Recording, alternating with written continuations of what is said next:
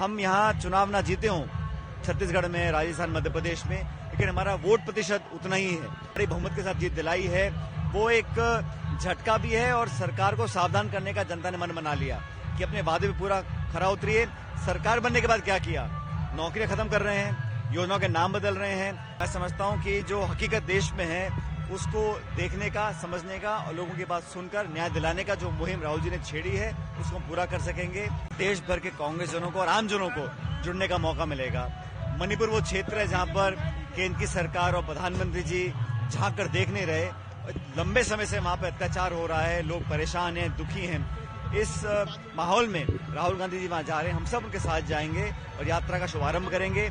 इस यात्रा से मैं समझता हूं कि जो हकीकत देश में है उसको देखने का, समझने का और लोगों की बात सुनकर न्याय दिलाने का जो मुहिम राहुल जी ने छेड़ी है उसको हम पूरा कर सकेंगे। अभी अखिल भारतीय कांग्रेस कमेटी ने कुछ बदलाव किए हैं, कुछ जिम्मेदारियां दी हैं, मुझको भी एक प्रदेश की जिम्मेदारी दी है। हम पूरी मेहनत से वहां काम करेंगे और मैं ऐसा मानता हूं कि हम यहाँ चुनाव ना जीते हों छत्तीसगढ़ में, राजस्थान, मध्य प्रदेश में, लेकिन हमारा वोट प्रतिशत उतना ही है। लोग आज भी उम्मीद कांग्रेस से करते हैं और हमारा जो इंडिया अलायंस है वो एक बहुत बेहतर अलायंस है।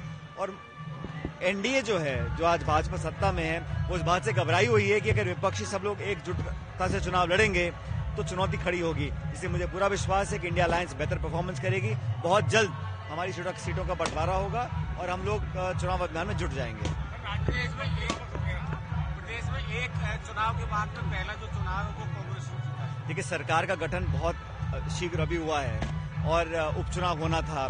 जिस प्रकार उपचुनाव में सारी मान मर्यादाओं को ताक पे रखकर, आचार संहिता का उल्लंघन कर अनैतिक निर्णय लिया, चलते चुनाव में भाजपा के उम्मीदवार को आपने शपथ मंत्री पद की दिलाई। लेकिन जनता बहुत समझदार है, प्रलोभन में, दबाव में आने वाली नहीं है। और क्षेत्र में जब हम प्रचार कर रहे थे तब ऐसा लग रहा था कि जनता कांग्रेस के साथ है और हमारे उम्मीदवार रूबी कुन्नर जी को जो बड़ी बहुमत के साथ जीत दिलाई है वो एक झटका भी है और सरकार को सावधान करने का जनता ने मन बना लिया कि अपने वादे पे पूरा खरा उतरिए। सरकार बनने के बाद क्या किया?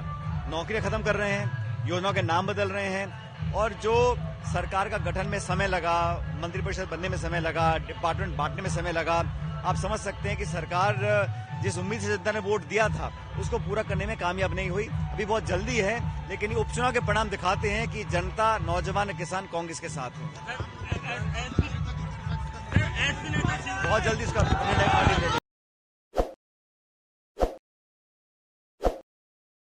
ताज़ा खबरों के लिए विजिट करें द फैक्ट इंडिया की वेबसाइट और डाउनलोड करें द फैक्ट इंडिया ऐप।